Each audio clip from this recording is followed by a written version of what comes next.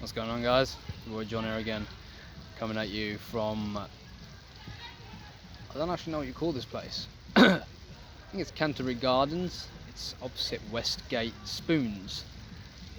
Make that of it what you will. I don't know, but it's a beautiful place. It's a nice little chill park in the it's not exactly the city centre, but it's just past the city centre. So I'm just there anyways, chilling on a bench, meditating, just doing what you do. It's been a nice day. Spoke to a nice lad earlier. It's really interesting, the people that you meet. You just go about your day, you just come across some really strange and, for the lack of a better word, pretty wonderful people. The guy I met, he was a traveller, and he doesn't have a full-time job. He just travels all over the place, and I was really intrigued because that's sort of the thing that I want to do. But obviously I do have career ambitions and I want to join the military, so that isn't something that's on my agenda right now, but it's definitely something that I want to look forward to in the future. But yeah, I haven't got anything to talk about. I'm just going to chill and talk whatever comes to mind. I had some really strange dreams last night, really weird dreams, and I can vaguely remember it. Vaguely. Yeah, it was like there were all these couples everywhere. Everyone was a couple, and I remember in the dream feeling really neglected and pissed off. Like I felt really lonely in the dream, and I believe there was one scene, because it's literally like a movie. There was one scene where I just sat down by myself in a corner while everyone else was in a couple. I just sat by myself, and I felt really lonely and really upset. And I was wondering why that dream came about, because when I woke up, the first thought that came into my head was, I don't actually want a relationship. I just really, right now, I just want it for the validation. I just want it for female validation. I don't actually want a relationship. I.e., I'm not really, it's not like I'm not ready for one, but it's like, it's not something that I should be stressing about. It's not something that I should be wondering about and thinking about and obsessing about. It's not something that's that important to me right now. Because relationships are organic. They happen, and they happen on their own will. You don't force it to happen. You can't make them happen. Sure, you put yourself in opportunities, or you see opportunities that come around, and a relationship will blossom naturally, like a flower. And obsessing about one it's like you're obsessing for something that you get naturally, but you're not seeing it, or you're not really, deep down, you don't really want an organic relationship. You want the perks of it. You want the perks of a relationship. You want the feeling more than the actual giving part of a relationship. Yeah? Because a relationship, when you look at it, with anyone, be it a female or a man, or a friendship, whatever. When I said man, I don't mean homo shit. I mean just a friendship. Whatever kind of relationship you want, you don't want to feel lonely. That's it. And when it comes to women especially, you don't want to feel like you're the only single person on earth. So you want it out of lack. You want it out of a place of loneliness. And therefore you don't actually want a relationship. You just don't want to feel lonely. You just want company. And that right there is a symptom of not exploring yourself. Yeah? It's not understanding yourself and how you really are.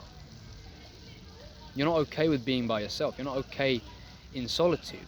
And that's a problem.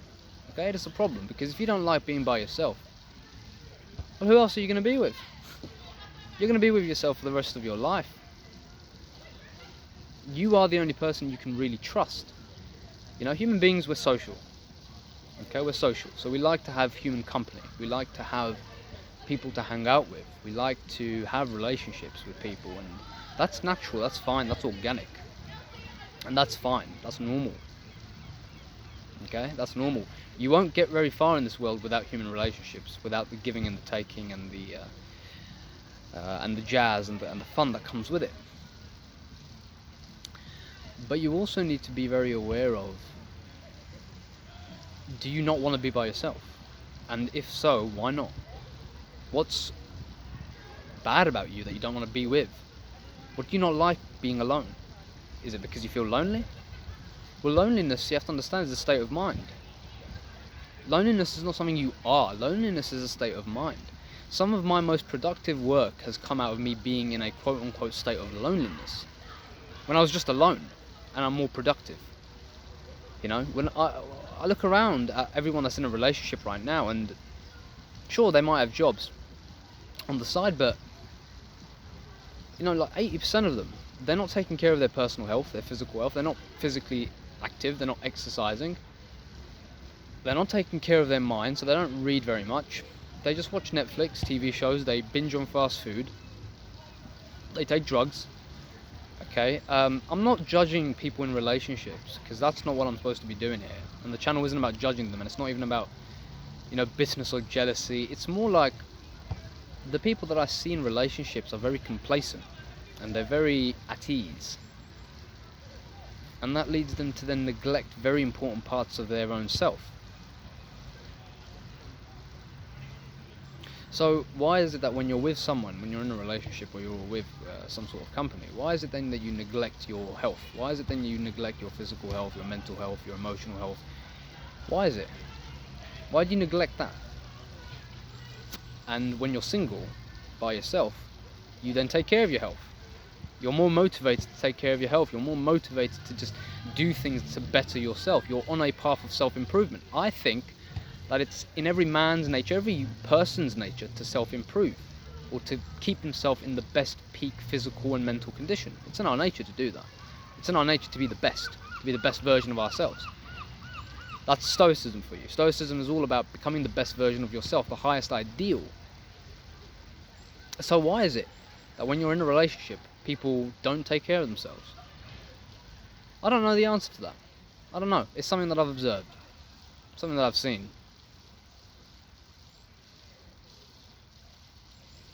I might have an answer, I don't know.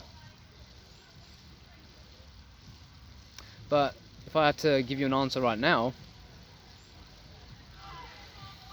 it'd probably be because a lot of people don't actually they don't like themselves. They don't really respect themselves that much. I mean, you respect an ego.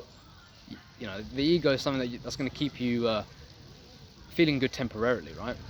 So you're going to do things that your ego then tells you to do. But you don't actually respect your being, who you are. You don't actually like that, because the ego doesn't like that. And that's why you neglect yourself when you're in a relationship, because you think that this other person completes you. They fulfill that part of you which was previously lacking when you were single. So now that's complete, or so you think. You don't feel the need to actually carry out exercises of self-love or self-improvement, because self-improvement is self-love. So here's my hypothesis is, when the ego feels a sense of lack and it wants somebody else or something else to complete it, it doesn't feel the need to actually then exercise self-love anymore, because it gets that feeling of love from the other person. And therefore you don't self-improve now in a relationship. Or rather, if you're not aware of self-improvement, you won't self-improve. But when you're single, you don't even need to be aware of self-improvement. You will do it naturally. It's something that you just will do. Either because you want to attract a mate, either because you are bored, or you want a hobby, you want something to work on. Who knows what the reason is? But that's what I found out.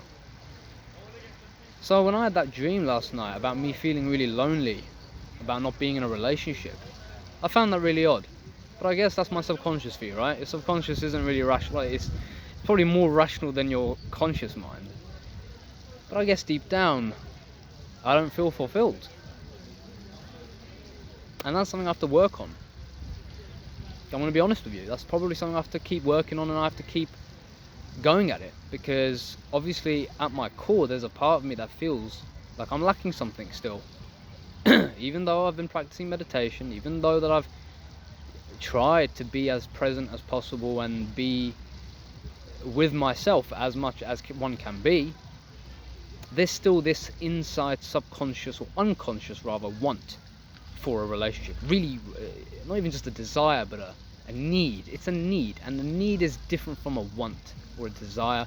when I genuinely desire a relationship, that's different, because I'm in a state of love. I'm in a state of giving. I want to give as much as I possibly can to the other person.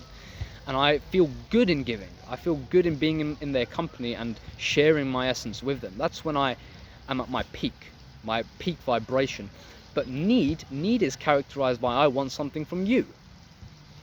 Yeah, I want something from this person. I want their validation. I want their sex. I want, some pleasure. I want some sort of external validation, be it physical or mental. I want something from them, and that's a need. Big difference between a want and a need. A need is dangerous because a need automatically understates that you are lacking something. So what are you lacking then? What are you lacking when you're alone that you want from this person? What are you lacking? Because the main thing you're lacking is self-love, or love in general. You're lacking that. You're lacking self-love, you're lacking self-appreciation. And here's the thing, you can submerge yourself in as many hobbies as you want. But if you're not coming at it from a dimension of, this is what I'm doing because I love to do it and I love myself, if it's not that kind of energy, then these hobbies are still going to be masking the problem. Like I've noticed, me as well, on my physical journey of getting in my peak physical shape, and I've seen loads of improvements, right? My body's starting to look cut. I can start to see my abs. Probably will put a video up here sooner or later, right? Gotta get that external validation. My body started to look good, and it started to look nice. And I've noticed that rather than me being happy about the progress I've made, which I'm happy to some degree, but I'm more interested in what other people think about my body. Yeah, I've noticed, I've catch myself doing this on various occasions where I've posted a picture on Instagram and obviously my face looks better, it looks slimmer, my body looks more fitter. I'm more interested in looking at the likes now and the comments and what people are saying to me, and what other people on the streets and what they're looking at me. I'm really concerned for some reason about the external validation. And that's something I've caught myself doing, i.e. my ego. Because the ego simply does what it does. You can't control it. You can keep it under watch, be like the watcher, and make sure it doesn't get too far. But at the end of the day, your ego is going to be built on unconscious identification with your emotions and your thoughts. That's what the ego is. And I've caught myself doing that. And there you go. There it is again, this need or this want out of lack. I want this appreciation from others. I want this validation, outside external love from other people, which is always temporary. It's never going to be permanent. The only thing that's really permanent is your own love, the love that you can give to yourself. That's the only thing that's going to last till the day you die, because anybody else's love is always temporary. Always, it's going to be temporary. And it feels great in the moment, I know. But it's temporary. It doesn't last very long. That's why the Bible says, only have a place in your heart for the Lord and fill your heart with love for the Lord. I can't remember what chapter it was, but I know that it's in there somewhere. It says fill your heart up completely, submerge your heart with love for the Lord, and you will never feel lack. And what does that mean? That means self-love, okay? Because at the end of the day, where is God? Where is God? He's not in the sky. He's not outside. He's not in your shoe. He's not on an idol. He's not even in your head. You see, because we've got an idea of God in our heads. And we think God is a creator, he's watching me, he's righteous, he's this, he's a man. We've got a mental idol in our heads, a mental image of God. That's not God. That's not who he is. You see, God is us. We are God. We are God in the deep, deep realm inside of us. The fact that we're breathing, the fact that we're alive, the fact that we are existence itself, looking out at the universe, being able to communicate with each other through digital devices which were created by us, manifestations of our own thoughts, creative geniuses. I'm using this device right now, created by a human being, a God. We are gods. We are God. But as the Tao teaching says, that which can be named is not the eternal Tao. So I'm not going to talk about that anymore, because if you think you know the Tao, you do not know the Tao. And if you think you know God, you do not know God. If you know that you do not know God, if you know that you do not know the Tao, then you know the Tao. But if you think you do not know the Tao, and you then know the Tao, now you don't know the Tao again. So it's a fucking riddle that lasts forever. Funny times. Funny times. Alright, gentlemen, that's going to be it. Hope you have a pleasant day. Hope you take care of yourself, and I'm going to enjoy the rest of my evening. So yeah, I'll see you in the next one. Take it easy.